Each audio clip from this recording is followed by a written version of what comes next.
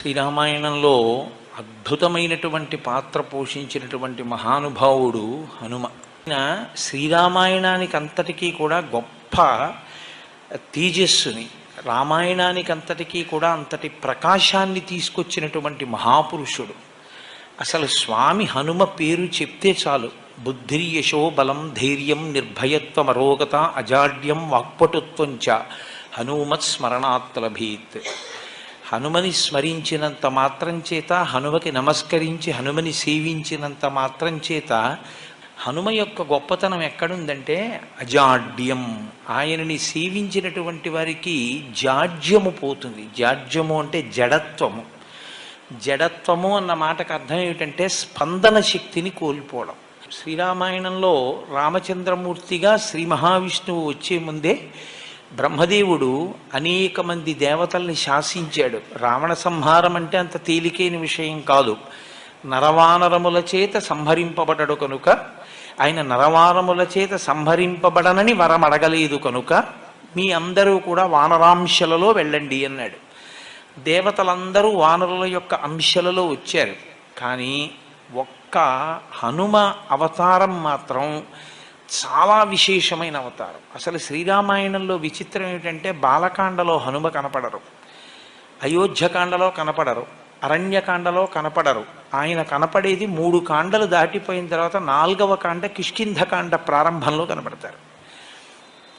4వ కాండలో కనపడినటువంటి హనుమ కిష్కింధకాండ దాటగానే సుందరకాండలో అత్యద్భుతమైన పాత్ర పోషిస్తారు. ఇంకా తర్వాత శ్రీరామాయణంలో కిష్కింధకాండ వరకు ఉన్న పాత్రల్ని మర్చిపోయిన వాళ్ళు ఉంటారేమో, కానీ ఇక హనుమ పాత్ర మాత్రం ఎవ్వరూ విడిచిపెట్టలేరు. అంత గొప్ప స్థితిని పొందుతుంది.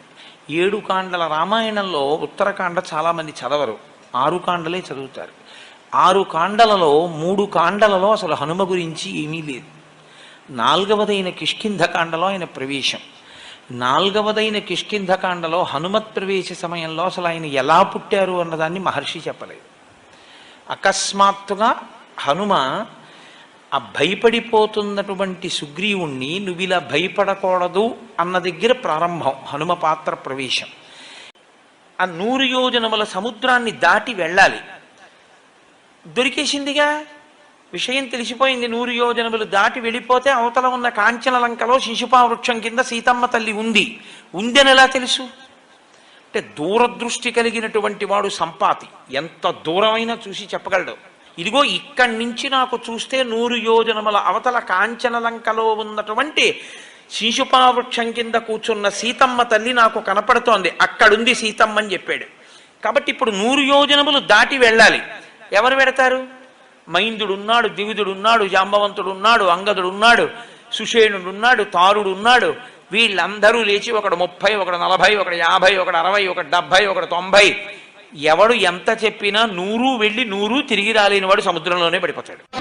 ఒక్క అంగదుడు అన్నాడు, నేను 100 యోజనములు దాటి లంకాపట్టణ ప్రవేశము చేయగలను, కానీ తిరిగి నేను వెనక్కి రాగలనా అన్న విషయంలో నాకు స్థిరమైనటువంటి అభిప్రాయం లేదు, రాగలనో రాలేను అన్నాడు.